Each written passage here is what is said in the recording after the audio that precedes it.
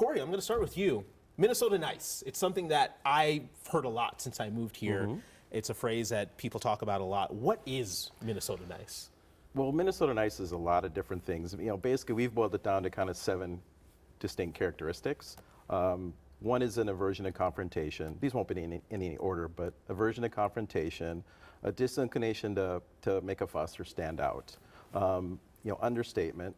The one that a lot of people are probably familiar with, and necessarily don't like the title, is passive aggressiveness. And I always have to clarify that comes out, at least in our view, as indirect communication, which is something we can talk more about a little bit later as well.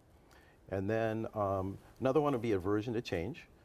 We both, Jared and I, are human resource professionals, long time, and we're aware that change is not always people's favorite thing to do, but we've noticed Minnesotans compared to other people or other groups in the U.S. probably are more averse to change on average.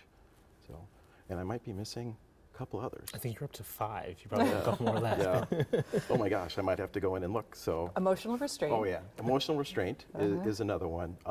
There's a joke about Scandinavians and how effusive they are, but Minnesotans tend to be a little bit more understated. And then the other one is a disinclination to intrude. Oh yeah, and Minnesotans are pretty famous for not wanting to intrude, with the one exception basically being is they'll ask about your religion, which is kind of fascinating to us. But okay. Yeah. Geraldine, what do you have to add to that in terms of Minnesota nice? What is that? Yeah. Well, I also want to just say that it's a stereotype.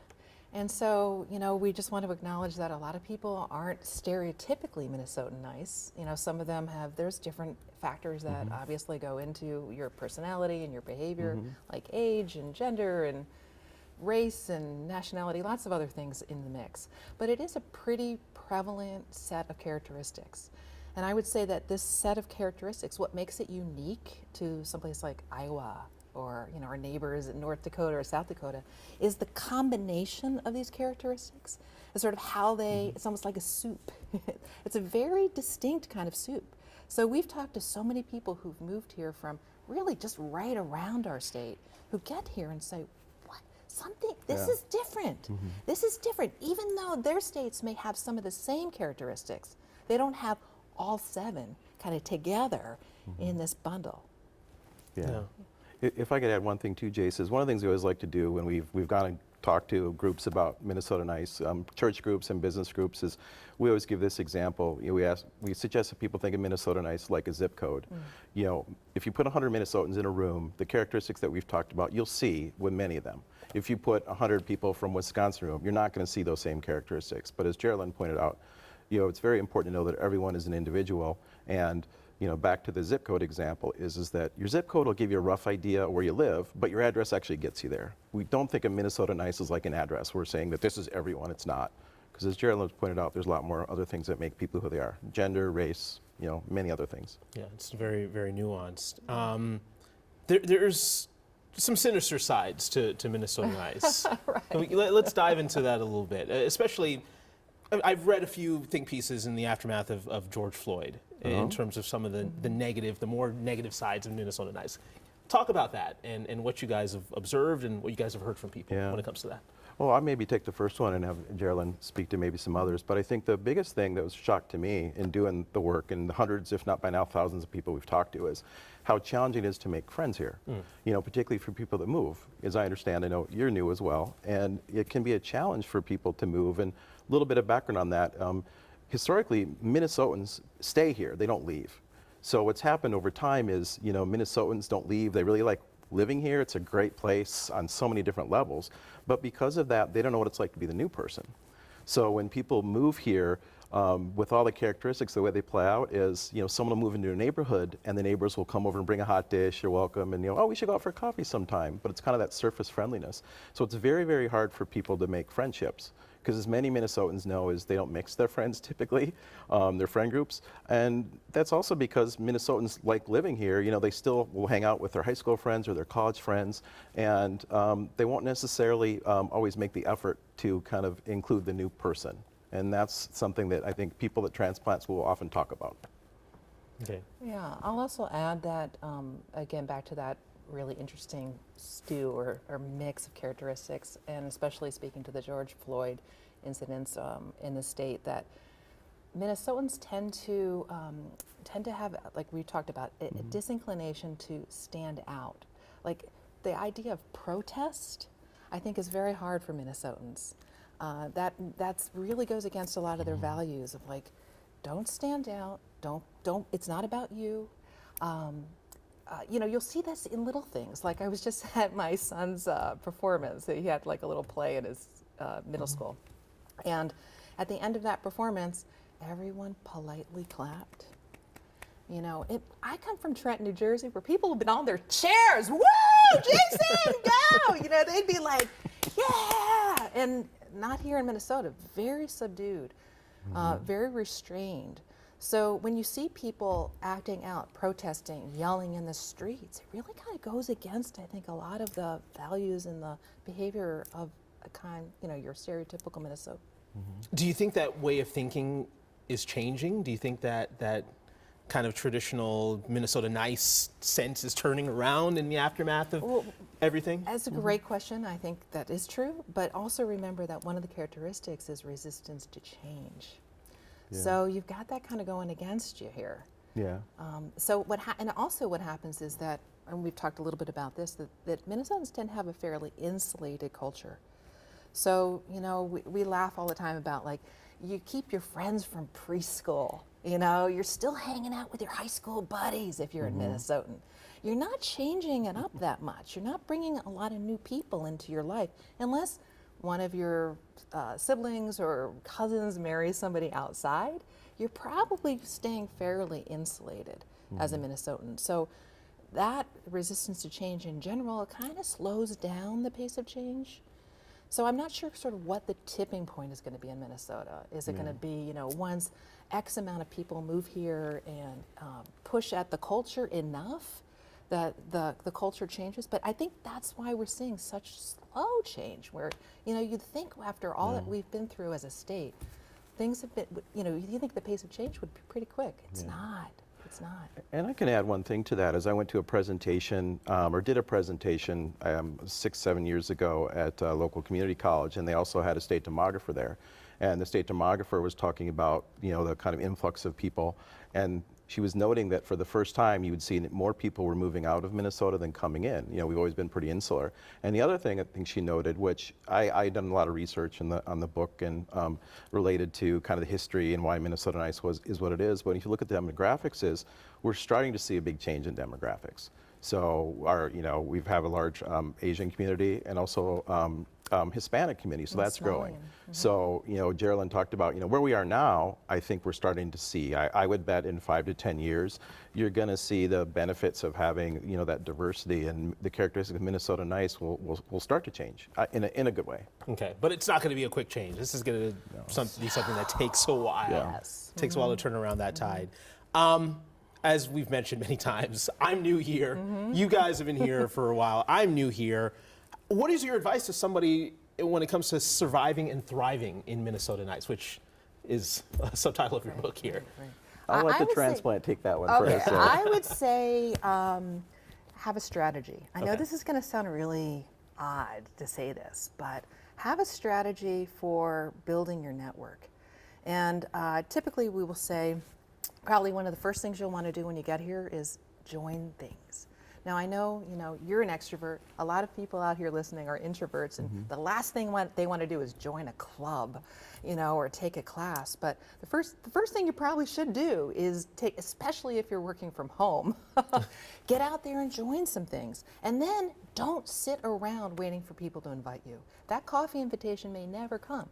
You could be at that knitting group for 10 years and nobody might ask you to do something outside of that group, right? Yeah. So recognize that, that's the way it is. And then start little. Hey, you want to go for coffee before this class or after this group? You want to grab some dinner? Come on, let's have a group of us. Let's go out for dinner. You may need to do that, initiate that a lot longer than what you think. Because typically those of us who come from different places, you think, well, you initiate a couple things and then somebody else will step in. They'll initiate. But don't expect that here. They may not. You may be doing that for years to come without any kind of reciprocity. So just be willing to step into that space. And if you have a trailing spouse or partner, remember that sometimes is really what does in the transplants. Yeah. And we've talked to a lot of different businesses where it's like they're paying more attention to the trailing spouse in some ways than they are to even the person they've recruited. Do you want to? Yeah, helping them build a social network, which kind of leads us to the whole idea of it depends, Minnesota Nice and how you acclimate is going to depend on kind of your family situation. Yeah. We've found that people that move up here, like when they're single or younger, can have a harder time than families. Families tend to, when they come up, have some built-in kind of social outlets like their schools, if their kids are in schools, or their social religious organizations, which is benefit. So they get to know people, get involved in activities. But the whole idea of, if you're in a couple, like Geraldine is pointing out, is when you're at work, you get to build that work, camaraderie with people. But if your spouse is at home and maybe isn't working or significant other's home, that could be more challenging. And as Geraldine pointed out, organizations know that have done a lot of work with transplants moving internationally. You have to focus on that other person and make sure that they have the infrastructure. So, our advice generally is as Geraldine pointed out, is that you have to kind of make and build your own network. Use some of the organizations on the web. I just have a quick story to relate this. Is we had met a woman who had transplanted here, and we talked about her in the book. But she just I think the best thing ever. Before she moved here, she reached out to people like via the internet, and said, "Hey, I'm looking to find someone good, someone who a hairdresser, or where would we go to school?" And she met some people, gave her advice. Well, she asked to meet them for coffee when she moved here, and she developed friendships with them. Okay. So she actually started before she came. And she Which was a wasn't great passive idea. about it, so don't be passive about it. Yeah. Don't sit at home waiting for that invitation. Yeah. Get out there and make things happen. Can't wait for friends to show up at your doorstep. No, they're not going to do that. Exactly. Yeah. They may show up at the door, but they're not going to come in. Remember that. So. There's Are they a, vampires? You have to No. invite them well, in first. I think you'll find this funny. There's an inside joke we've heard many times. Transplants will say it's not an invitation until I'm sitting in your house. I mean, basically what they mean is Minnesotans are very friendly, and I think we're so good at so many things. But the whole polite friendliness comes out is they'll say, "Hey, you should come over," and sometimes transplants will go, "Yeah, when do you want me to come over?" And the Minnesotans are like, "Oh, I didn't think you'd take me up You on really it." meant that? Wow. Yeah. Okay. So The saying goes that Minnesotans will give you directions to anywhere except their house. yeah. I guess it's true. Yeah, and that's I'll just Right. tell you that's why I really got involved in this work, because I love living here. I've lived in another state, Wisconsin, which is different than Minnesota, but I wanted the Minnesotans to know that unfortunately, because of the sometimes not so good aspects of Minnesota Nice, it can be challenging for people, and we lose good people, because of where they aren't able to make friendships, or they haven't they haven't figured out the culture, and I just wanted to spread the word. Okay. Man, there's a whole science to this. You can't just move here and just expect to assimilate. You really have to work in order to be a part of Minnesota. Yeah, absolutely. And we haven't even talked about passive-aggressive behavior. And that, to me, is like the elephant in the transplants Well, room. what do you have to say about passive aggressive behavior? That is one of the hardest things for us to adjust to from, Yeah. the stories we've heard. Give us an example. Okay, so passive aggressive, basically what it is it's an inability for people to express what they think or feel on the surface, right? So it's not malicious or anything. They're not like out to get you. It's just a pattern of behavior that they learned, often from birth and on, not to express what they think or feel directly. So all this communication is happening in a very indirect way.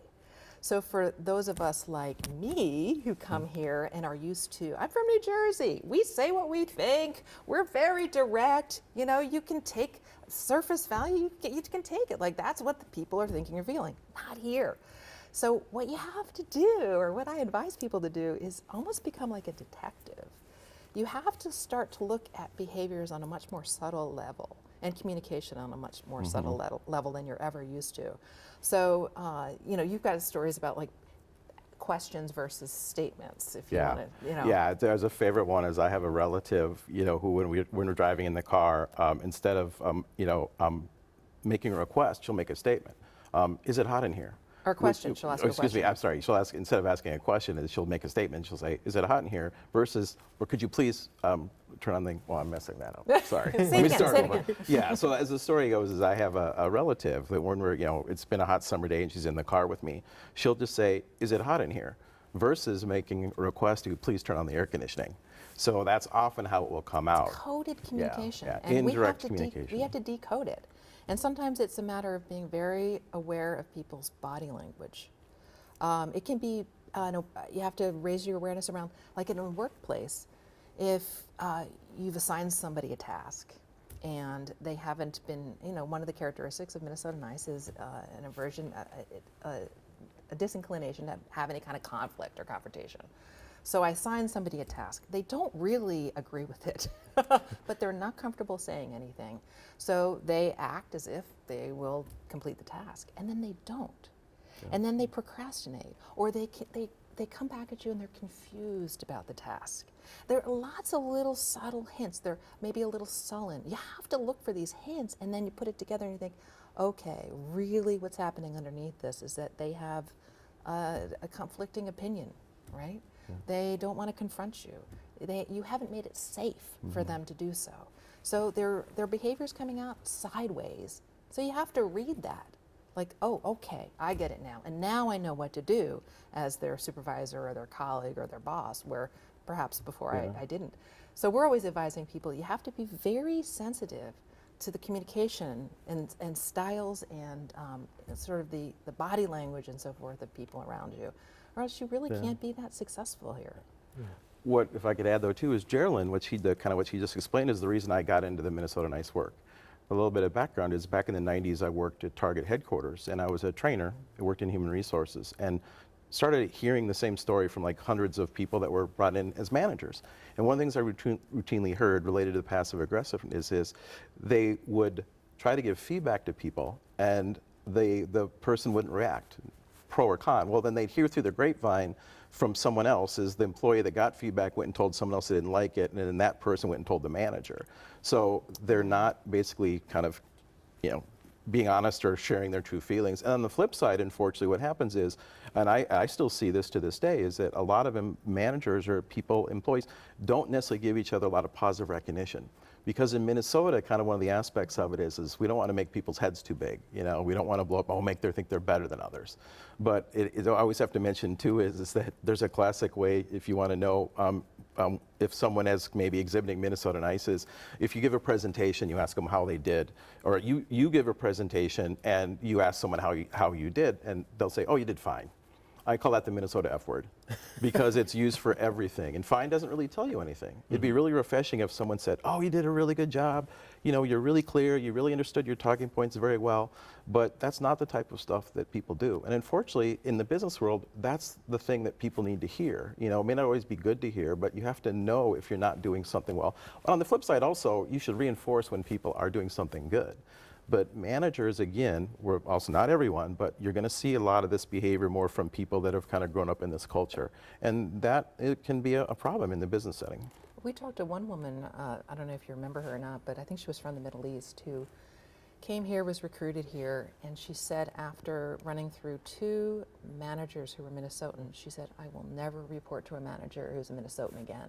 Wow. And she said, I just couldn't get the feedback that I needed. People wouldn't be honest with her. She was aspiring to a much higher position, and she needed the feedback about where her gaps were, what she needed to work on, what her development should be. And she couldn't get that from the Minnesotan supervisors.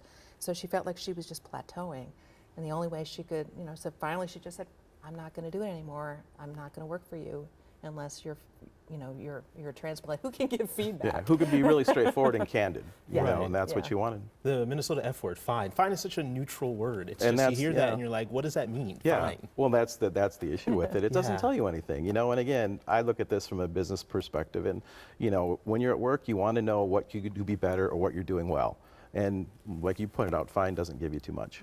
Yeah, there's so much to navigate here from a work perspective and a social perspective. I don't want to feel like as if we're dumping completely on Minnesota. I mean, once you navigate all that, once you figure out how to operate in that world, it's a great place to live. Oh, totally. No? I mean, that's the thing I felt a little bit guilty, doing some of this work. But we have talked to hundreds, going into thousands of people, and read extensively, and we've learned a lot, and we're just kind of sharing what we learn. If you talk to your friends, you'll often, the things that you might have heard from us is check them out with your friends and validate, the people that are the transplants, and they'll tell you. But yeah, I mean, it's such a great place. And that's why I simply wanted Minnesotans to be aware of the challenges of Minnesota Nice, because we always pride ourselves in being welcoming, but unfortunately, Minnesotans, I think, sometimes are blissfully unaware of the downsides of it. there are so many positive things about living here, you know, and we lead in so many different categories on quality of life and education and all those things. And that's great, but, you know, my goal is to make sure that we, you know, the transplants that are going to, you know, be, you know, great additions to our state, you know, and your city or your neighborhood, that they have a good experience here. It's a bit of a learning lesson here, I guess, for Minnesotans, not just for transplants, but Minnesotans. Just be mindful of just the way you're treating and talking to these transplants. Yeah. These people are coming into our state. Yeah, and if I could add one other thing, is this is oftentimes when we presented kind of how I add in my view of like what the plea is, you know, when people say, well, what can we do? I was going to say, if someone moves into your neighborhood, invite them over for dinner and actually have them over. You're not signing up for a lifelong friendship. I think sometimes Minnesotans get really concerned, like, well, if I have them over, they're going to expect me to be best friends. No, they're not. I call it friend networking.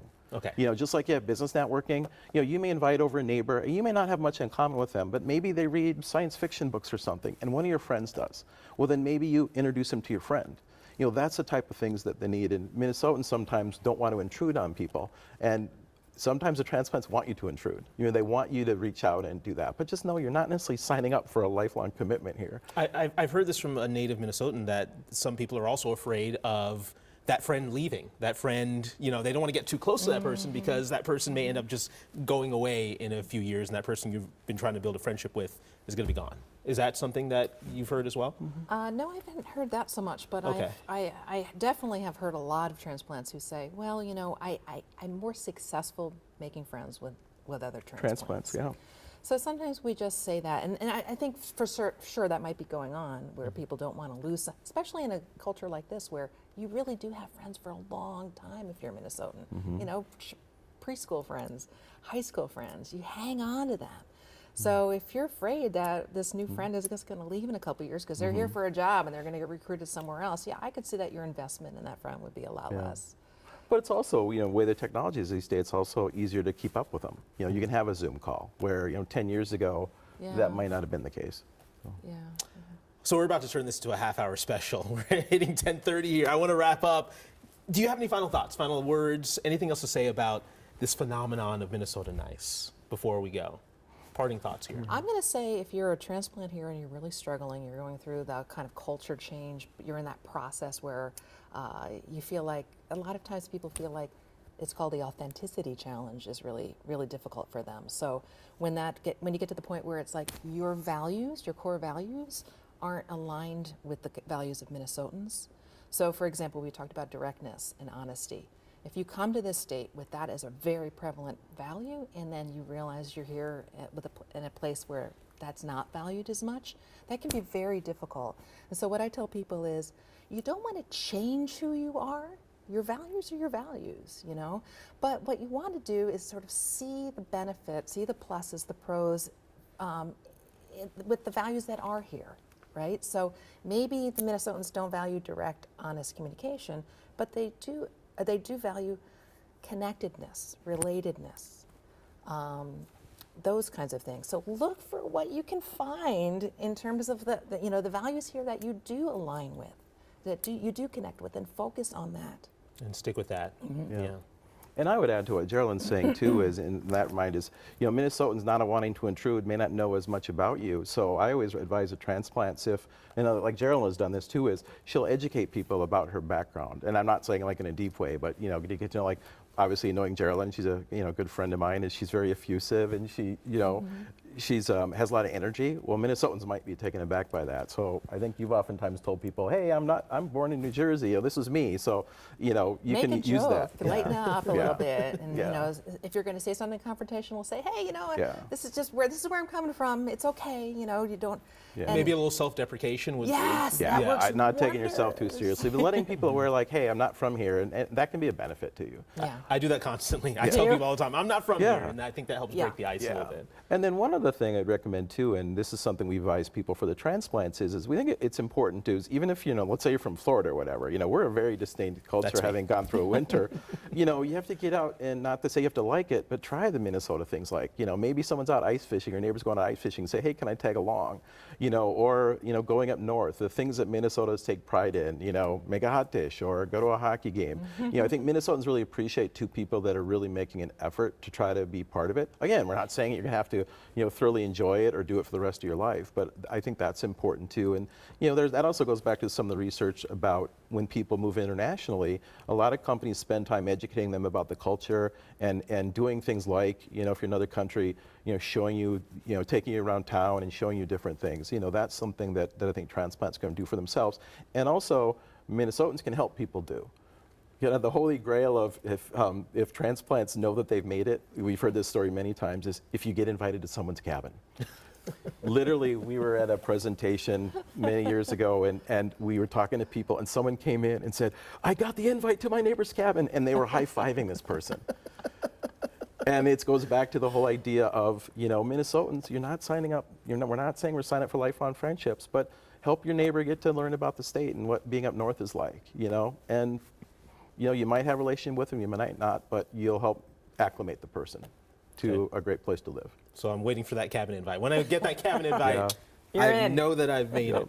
So your book, just really quick, it's available online for purchase. If anybody wants a guide in terms of navigating all of this, talk about that really quickly. Yeah, well, Geraldine did a lot of the procedural work. We both co-wrote it together, but I'll let her share. Well, it's a really good guide for transplants. It really helps you kind of break down, understand the culture, break it down, and then we have a lot of advice, step-by-step advice, like here's in this situation, that situation. And there's a lot of stories, and people really find some comfort in hearing other stories from transplants. So if you don't get the book, talk to other transplants, bring this topic up, connect. It will help you make the transition. Yeah, I think that's the biggest thing that I've learned, even among my friends and my wife, is this whole concept of friend hopping and stuff. We joke about that, but I had a party last week, and I asked my wife to invite different people, and she said, "Well, we can't do that." And then the people came, and she said they had a great time. It's the whole idea of making people aware of it and educate it, and educating just your fellow Minnesotans about some of the downsides. Okay. This has been an illuminating conversation. We could talk forever, but I'm going to wrap up here. Thank you guys, Geraldine and Corey. Thank you so much for this, and hopefully this helps some people out there. I think we're going to put the full interview here up online later next week when this story airs. So thank you so much for this. This has been great. Thank you. This was fun. Yeah, Thanks. surviving and thriving Minnesota nice, guys. Make sure you take their advice. This is a great state, and we all want to make it here. So thank you.